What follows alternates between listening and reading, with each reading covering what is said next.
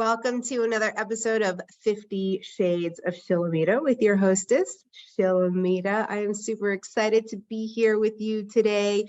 Today is March 24th, and it is a very special day in the world. My amazing husband, lover, best friend, soulmate, partner is his birthday today. And I just want to love on him and dedicate today's show to talking about him, talking about love, talking about the awakening that led me to him, because it is his love that has helped me to become who I am today. And I wouldn't be sitting here in front of you and sharing the wisdom on this kind of level had I not manifested that kind of love into my world. So I've been reflecting a lot over the last couple of weeks and really just thinking about what has happened in our lives. We're together almost 12 years. It'll be 12 years next month that we first met. And, at this point in the year, I always start going backwards and I start reflecting on where my life was last year. Not last year, 12 years ago at this time, right? And, 12 years ago, March 22nd, I was probably in the most tumultuous time of my life because life was freaking hard. I was a single mom. I was trying to put myself through acupuncture school. I was manifesting, but it wasn't happening all the time. Like things were happening for me, but it seemed more magic like than it does now, right? Now I expect the magic in my life. Back then it was like magic would happen, but I really wasn't sure how it was happening or how I can create it to happen faster or again, or all of the things.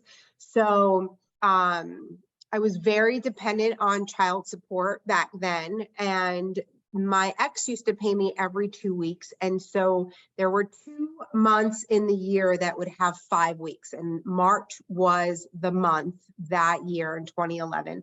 And what would happen, instead of paying me every 2 weeks, he would skip a payment, which really just messed me up because I was always used to that money coming every 2 weeks. And so I remember at this point, 12 years ago, being in acupuncture school, sobbing that I wasn't going to be able to pay my rent and I didn't know how I was going to eat. And that was the time where I decided to eat Subway sandwiches for an entire week so that I could save all of my money, all of my dollars, because I was probably $500 short of my rent money for that month.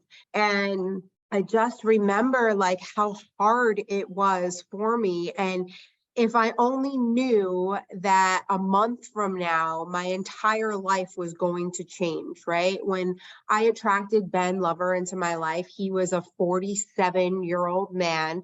I was a 31-year-old little girl, I feel like, right? I feel like I'm a little girl now still. So I can only imagine how young I felt in my mind then.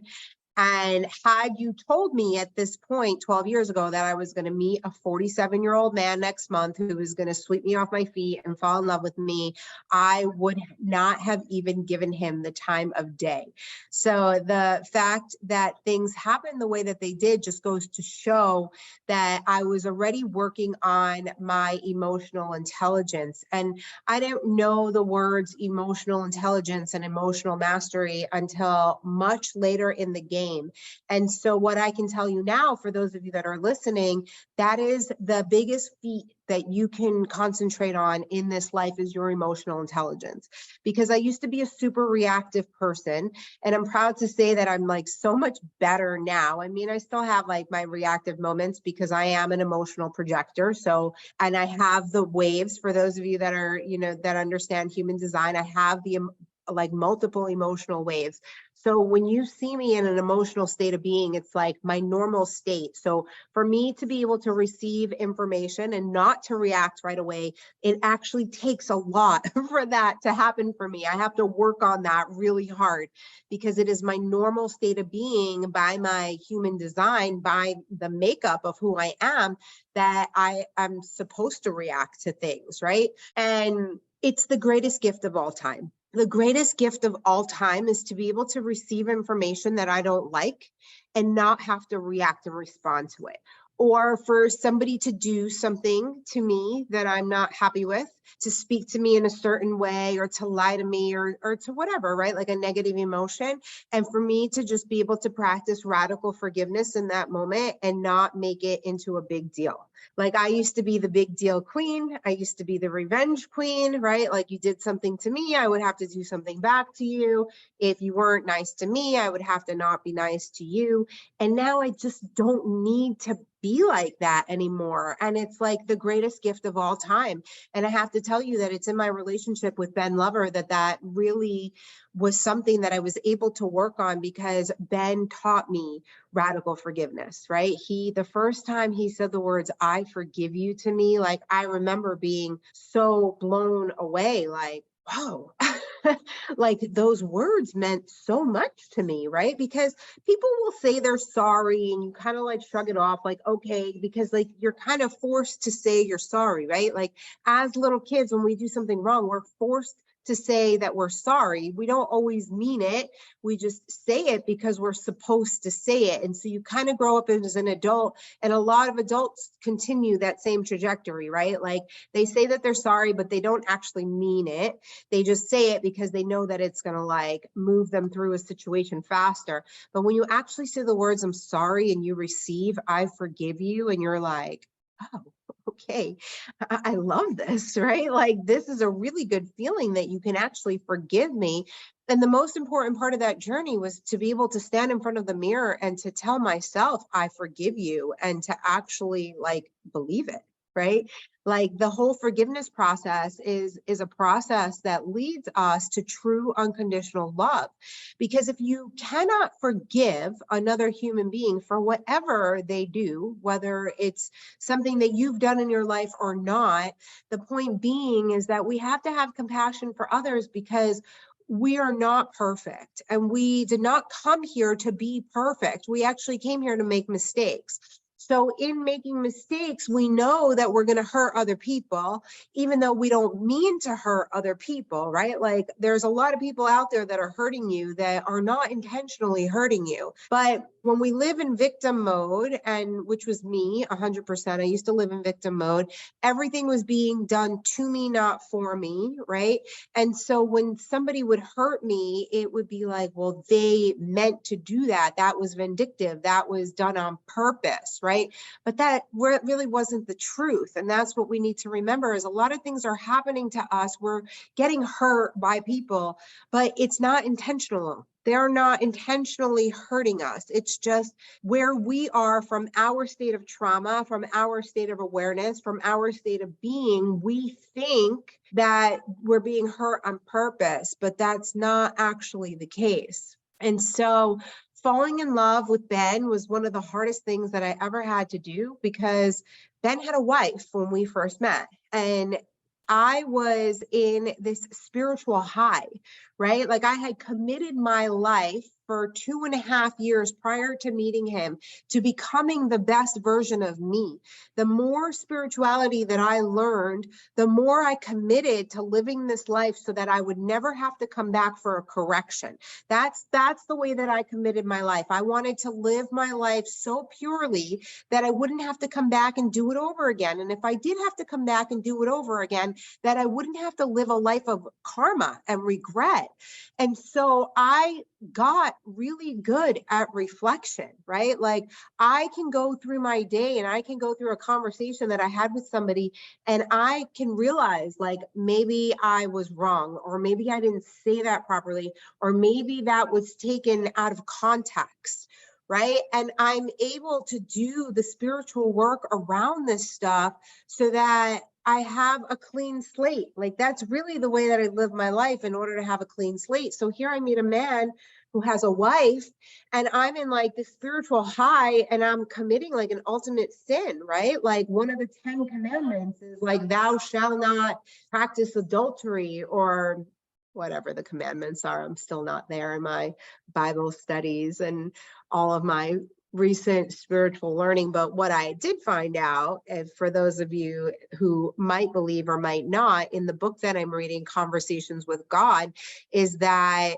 the 10 commandments were not actually written by God, that the 10 Commandments were man-made, and people say that it came from Jesus, but I don't even know if it did come from Jesus. And, the more that I think about it and dissect it, it's kind of true, right? Like if you think of the animal kingdom is a part of God's kingdom, right? And so one of the commandments is thou shalt not kill, but in the animal kingdom, animals kill each other. And we as human beings, we kill animals to eat them. So we're sinning all the time. Right. So when it comes to adultery, like that's another thing. I mean, I'm by no way condoning that people should go out and, hook up with married men or women or anything in between. I do value the vows and marriage and, being committed to one person. But sometimes I wonder if we are actually supposed to be in these committed relationships with only one person. And is that really the way that it was meant to be? Because it seems like adultery and cheating and, whatever you want to call it, it's more of a regular practice than we actually think it to be. And a lot of people take their vows and then they decide that they don't want to be a part of it. And in our society, we've instilled something called divorce, which is one of the hardest things that people can live through, right? And if you ever heard the statement, it's cheaper to keep her, a lot of people won't get divorced because they don't want to pay all the money. So they'll stay in these miserable marriages, or, they'll continue to adultery so that they don't have to go through the process of ending their relationship. And again, it's like all a man-made thing. And in certain states, it's like so hard. And like, I don't know, I have like so many things to say about that, but we'll save that for another show. But back to my focus on Ben and our relationship, like right now we've been on our third honeymoon since our wedding in November in the last 4 months. And I'm really enjoying this honeymoon phase because, when you first get into a relationship, you have a honeymoon phase, right? It's like all lovey-dovey and you guys are so in love and you go on all these dates and you get to do all these things. And for Ben and I, our honeymoon phase in the beginning wasn't as honeymoonish as we would have liked it to be. I mean, we made the best of the entire situation the way that we knew how, but it was really hard because 2 weeks after we were together, he came to me and told me that he was leaving his wife.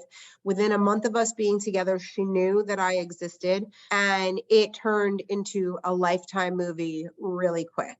And, my emotional intelligence was not that high back then. And so I had a really hard time living through the things that I was living through. And we were actually joking around about it this past weekend because I'm planning on doing yoga teacher training in the fall.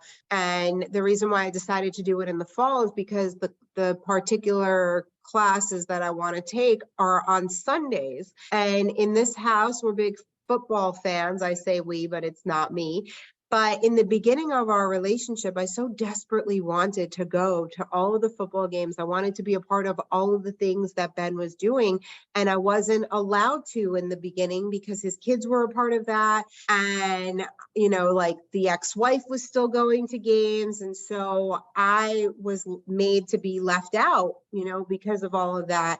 And so now here we are 12 years later, and I have access to all of the things. And there's always a ticket with my name on it. And I want nothing to do with it. I'm like, I'll stay home today. Like, I don't need to go to the game. So it's interesting how our lives change, and it's interesting how, you grow emotionally and you don't need the things that you need before. And it wasn't that I needed to go to the game. I needed the attention, right? Like I just wanted the attention from him. I wanted the attention of being there. I wanted the attention of being the woman in his life. And it was a really hard time to live through.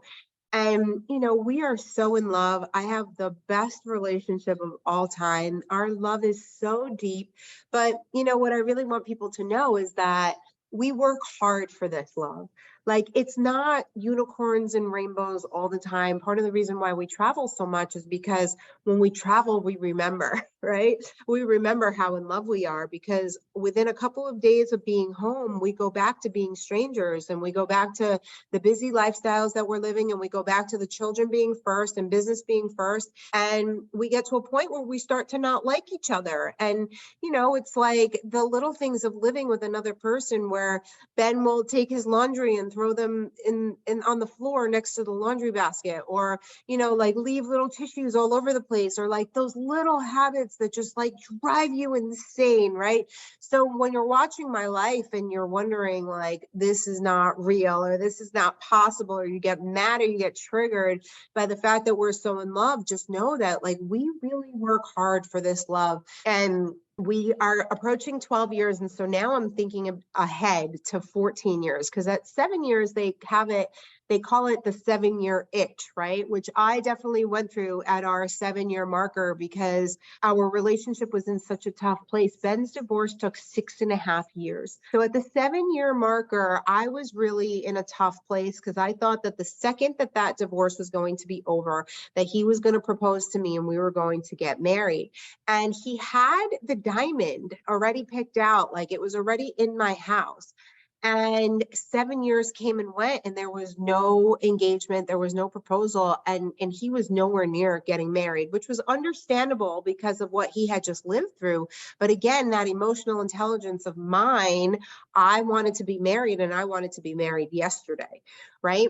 And so that was a really hard time in our life, and overcoming that and figuring out how we were going to live harmoniously, knowing that I desperately wanted to get married and he, on the flip side, did not. And, for those of you that are new to my world, we just got married 11/11/22.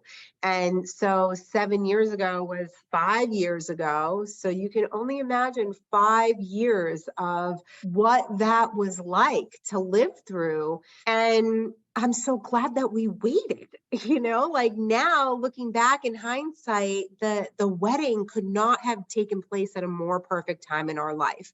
And we were the most in love that we ever were. And it was just the most beautiful experience because of the fact that we waited. We didn't force it. We didn't do things because we had to do it. He didn't give in to me just because I wanted it. I'm very grateful for a lot of the ways that our life worked out, because when Ben and I were first together, this was a big joke, our whole relationship, even though it's not so much a joke for him. But one of the things he had said to me early on was that he was going to retire me in 12 to 24 years. And I was in my second year in acupuncture school, and I'm like, oh my God, like this guy is going to retire me. I'm not even going to have to work another day in my life. And I remember having a girlfriend at the time who got so mad at me. She was like, I can't believe that you're going through all this and you're just going to let another guy take care of you and blah, blah, blah. Like, she judged me so hard for even wanting that kind of lifestyle. And our life did not end up that way. I did not retire in 12 to 24 years. It actually took me 10 years of acupuncture to retire from being an acupuncturist. And I'm far from retired because I just love to work, right? I enjoy the work that I do in this world. So retirement is not necessarily like what I desire, but I had to be a part of this relationship. And again, it was like one of those things where like he had made me this promise. And so I had this expectation that I'm going to be with this guy and I'm going to get to do this, right?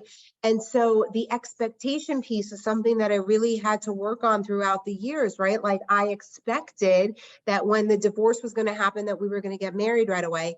And our expectation really sets us up for disappointment, because there's nothing in this life that is guaranteed at all. Tomorrow's not guaranteed. Another hour of your life is not guaranteed. Like, we are so lucky to be sitting here right now together on this day, having these conversations, talking about all the things, because at any second it can be over. And we don't know that that time is coming.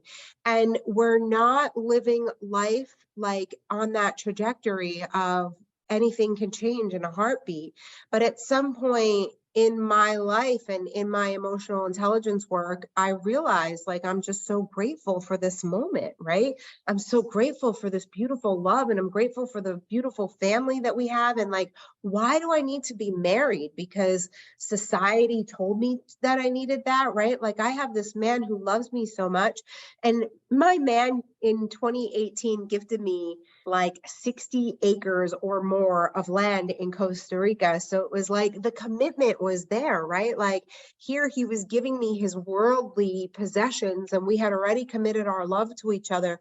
But it was like the party, the vows, the things that like I felt like I needed so desperately, but it just wouldn't have been the same, right?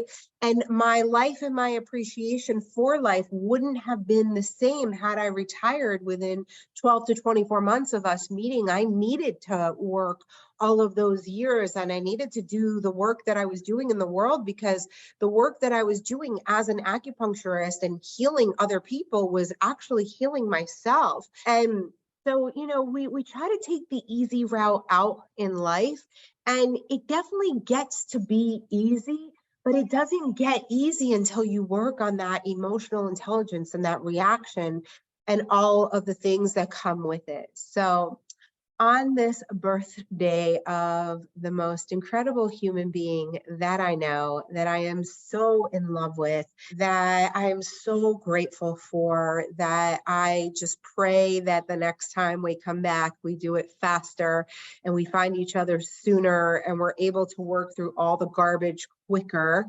right? I'm really setting the intentions in this life for that to happen, because I believe that we have the power to do that, because we're constantly programming and reprogramming and healing our traumas from this life and past life. And, we're setting ourselves up for the next life. So I feel like if we are intentional with our time and our knowing and our doing and our being, and in really tapping into our desires, that we are able to navigate and manifest how we want things to go.